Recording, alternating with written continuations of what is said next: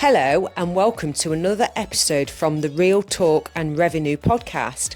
We have myself, Francesca, the accountant, and we have Jordan, the therapist, and we bring real powerful conversations around building revenue, building confidence, how the mindset works, all different discussions around to help others in business and in their personal life. So listen in, tune in, let us know what you think, ask questions along the way and we'll be sure to answer them. Enjoy. Challenges are the way that ruin our lives. Physical and mental. Oh, it is. Right, so tell us about Jordan's got a potential... Are you honestly? Yeah, it's only potential, isn't it? We can't say for sure at the minute. No, so I won't say too much. Yeah. But hopefully I'll be doing a running challenge. We're not going to share what yet. No, hopefully in the next... It might not be the next podcast. When are we next meeting? Next week. Monday. Yeah, well, you know so by yeah, Monday. no, I won't know by Monday. So So in 2 weeks then we'll say, potentially. 2 episodes later we'll reveal. Yes. Or 3 episodes. Yeah. But yeah, it looks likely that I'll be doing a big running challenge as a beginner runner. Yeah. Coming from no running to full on. Yeah. That's not full on, is it? It's what Well, yeah. She's bought all the gear, no idea. I've got all the gear. I've got a Love meeting, it. haven't I, next week that looks like it's going to confirm Yeah. said challenge. This is online. Yeah, it's on Teams or similar. Challenges. Yeah. Some people do need an end result, don't they? An end goal. Yeah, something to work towards. Do you think that'll work better for you then?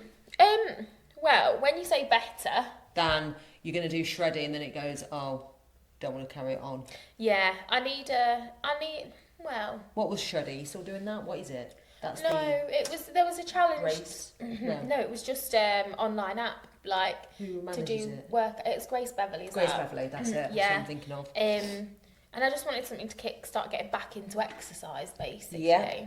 Which it did for a while. Yeah, what was it good? Yeah, I really enjoyed it when I was doing it. But what dropped it off? Something didn't pull you in? I don't know. To be honest with you, I think I had a particularly bad period. Maybe like personal circumstances at the time as well. Yeah. You know, like Yeah. feeling a bit flat. Like nothing like major as such, but just like, yeah, lacking motivation, feeling a bit like, Yeah. you know, like, so I had that initial burst, I was enjoying it, had a like particularly bad like period. And so I think I did like a couple of weeks of Pilates and then, yeah, just like kind of dropped off. It's not easy, is it? No, it's not easy. But yeah, I would say when you've got a challenge and when you're doing it for a purpose, because hopefully, you know, I'll be doing a run for charity basically. Yeah. And a charity that like is personal and that I'm really passionate about for that reason. And obviously I'll share a lot more on that. Yeah. When it's confirmed. Yeah, exactly. I know. So I think, we mentioned it a little bit in the last episode, if you're passionate about something, and if you've got purpose, and if, like, for exercise, like, it is important in some way to move your body, and I do think that's important, and I get a lot of steps in, but I think when you're not just accountable to yourself, Yeah. you feel it feels like there's more at stake, and there's an element of like just not wanting to let somebody else down, or do you know what I mean, you want to pull through on that thing for a bigger reason than yourself, I suppose. Yeah. And I'm not saying that's right, and I think like your own health, like it could be and should be like a real good reason, like in some form or another. It doesn't have to be extreme. But I think for many of us, and particularly like women, maybe mums in particular, it's easier to do something to help somebody else. And obviously I'm a therapist, so like, you know, that's what I'm built on essentially.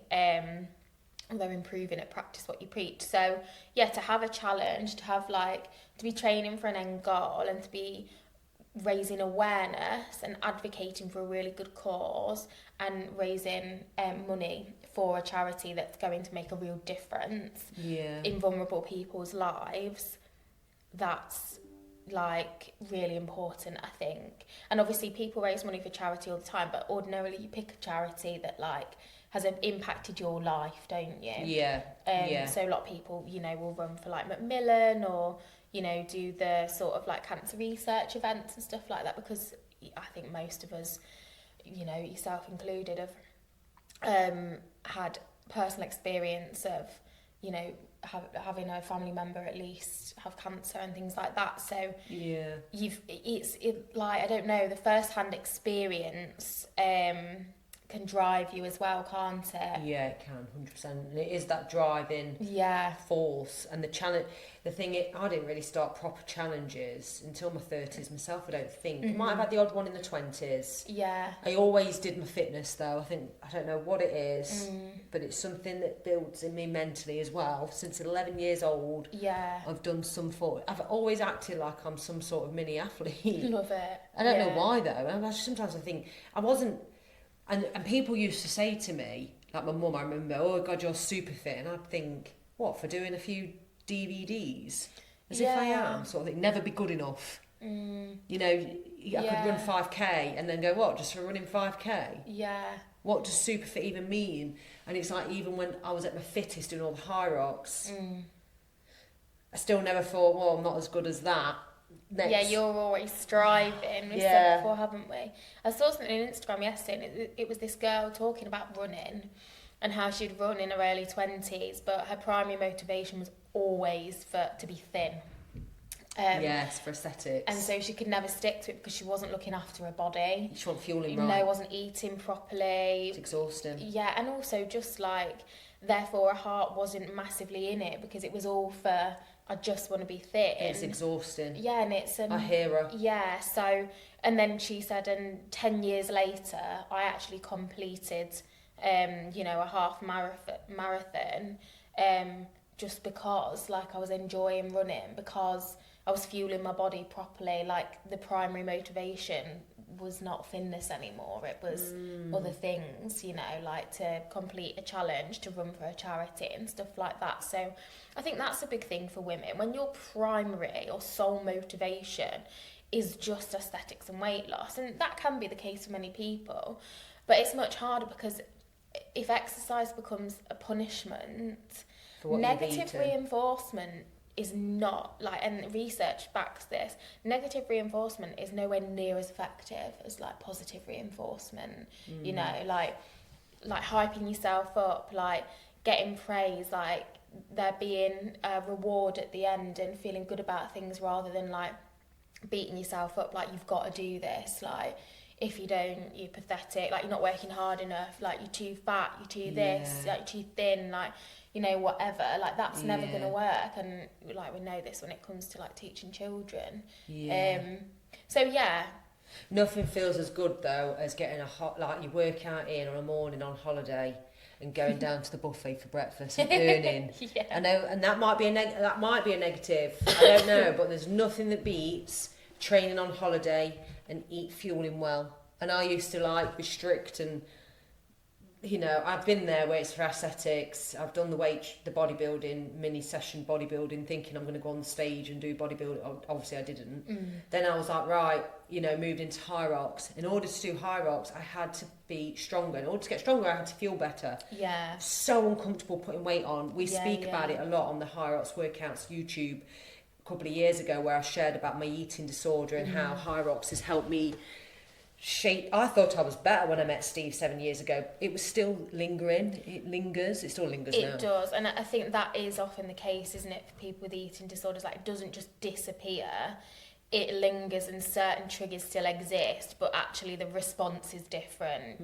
The way you respond is kind of like, no, like that's old stuff, and it's okay for me to eat this, like, and I don't have to then burn it off, or do you know what I mean, skip a meal or whatever, like, you know, that I think that's it's a slippery slope when it comes to like body image and disordered eating.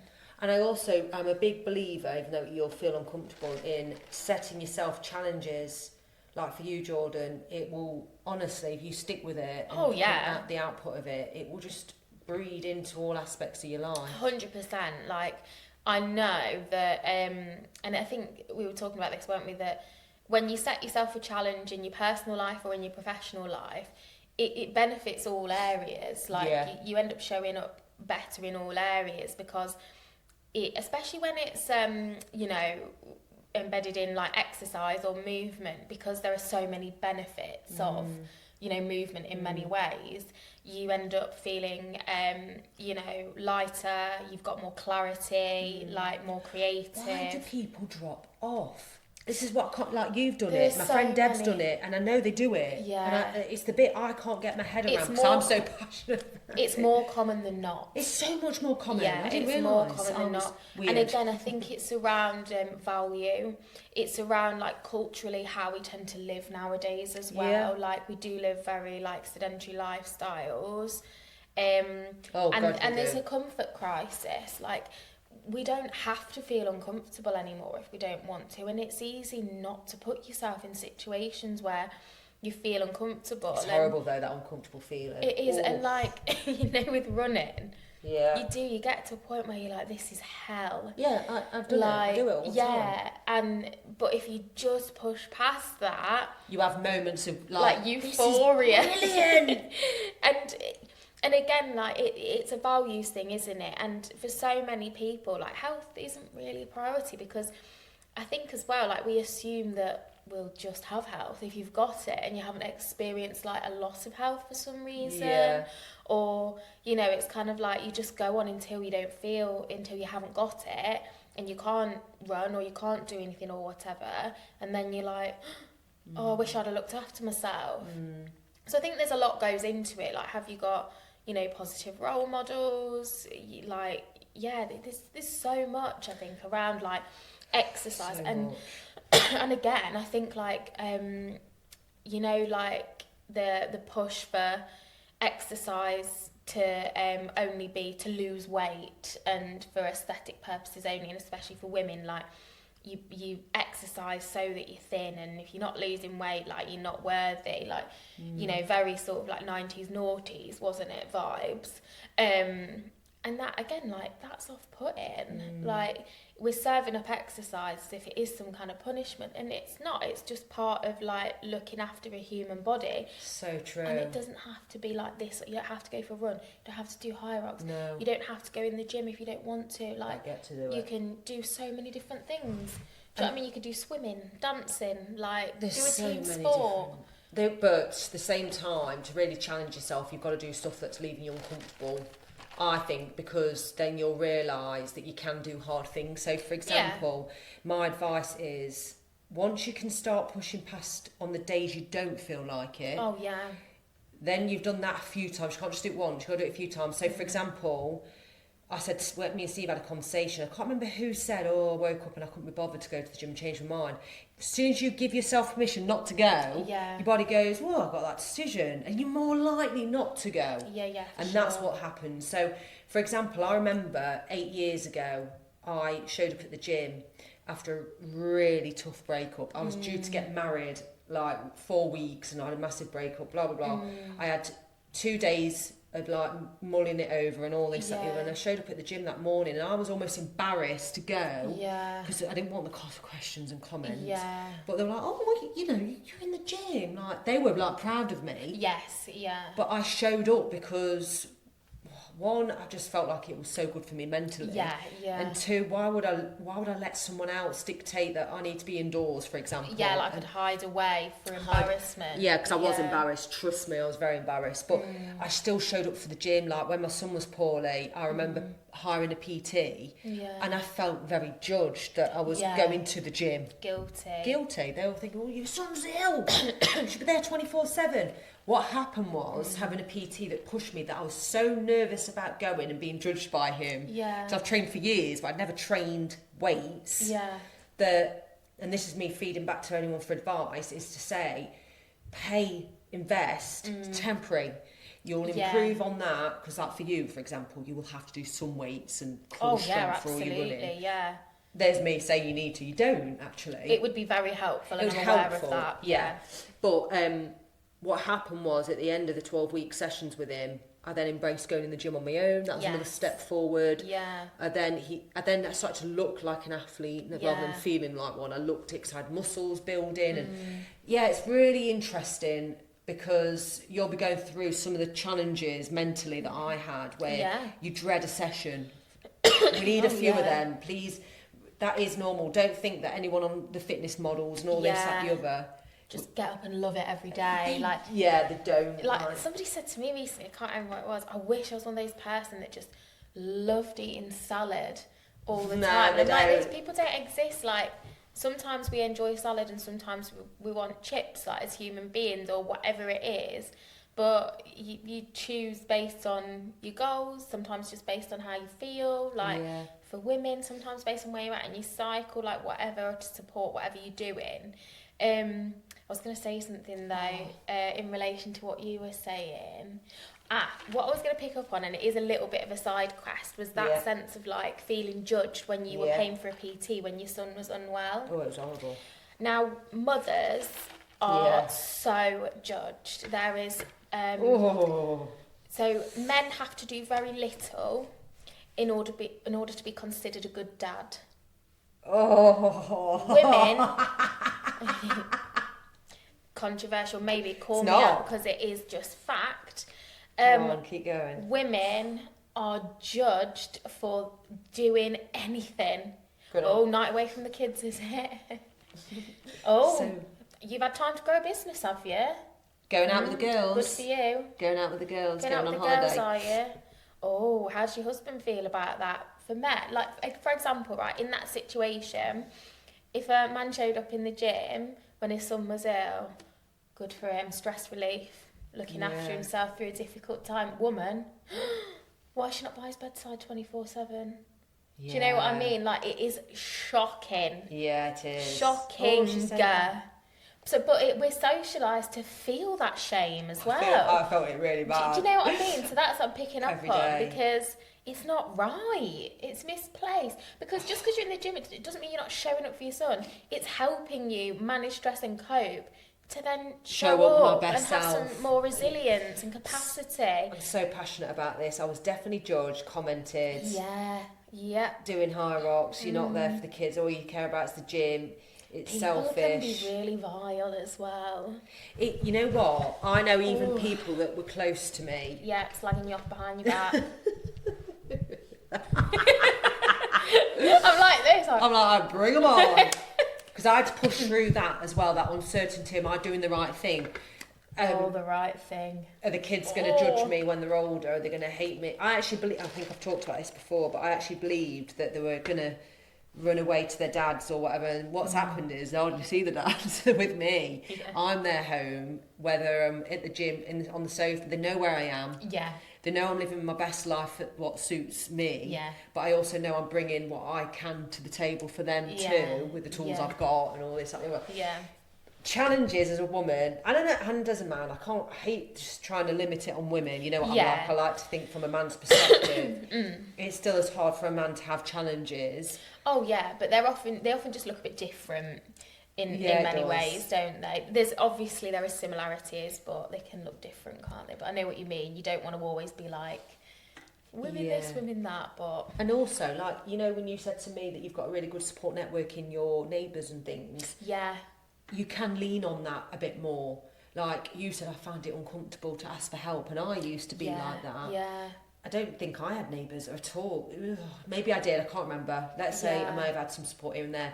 Once you can start asking, and you saying, look, do you mind just watching Hallie for an hour because I've got my outside run?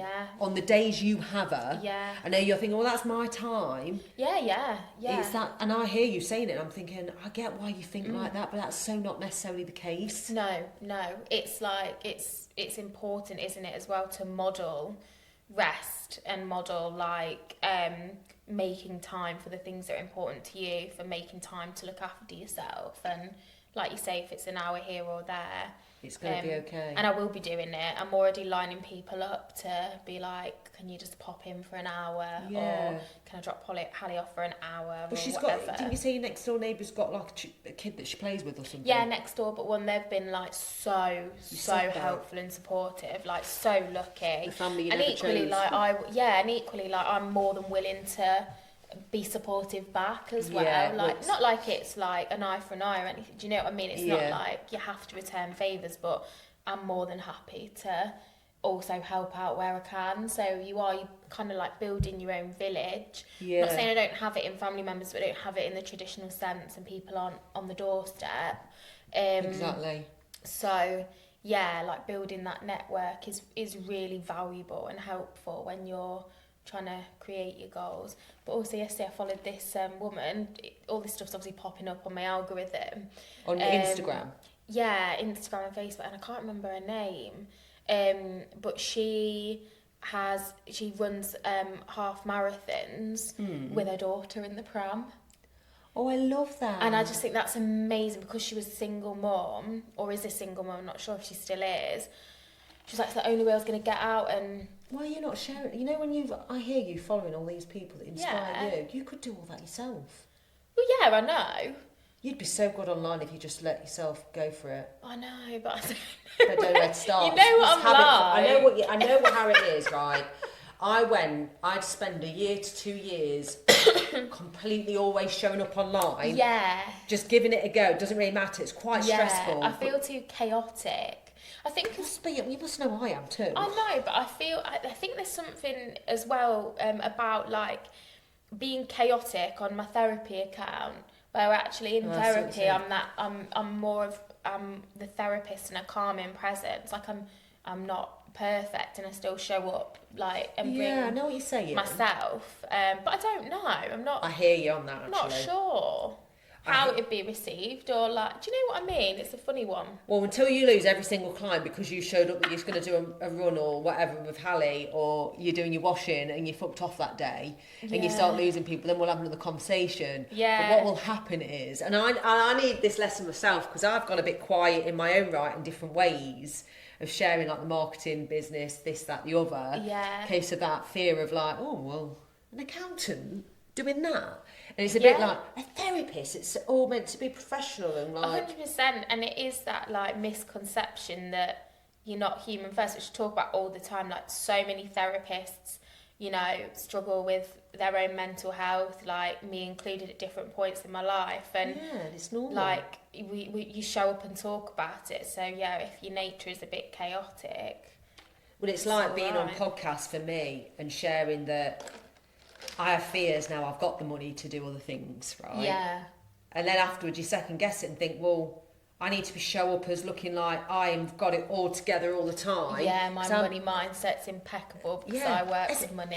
Yeah. And you know that Francesca Amber that you follow with the money mindset? She still shares the lows of her life, doesn't she? Or does she just She shares everything. Even the lows? Yeah, and she's still got like a very fixed beliefs in certain areas. So it makes me laugh. Like she won't pay for a therapist. Like she's like, I just can't pay for a therapist. Like I don't value it. Like, because I think I can get all my information from books and stuff.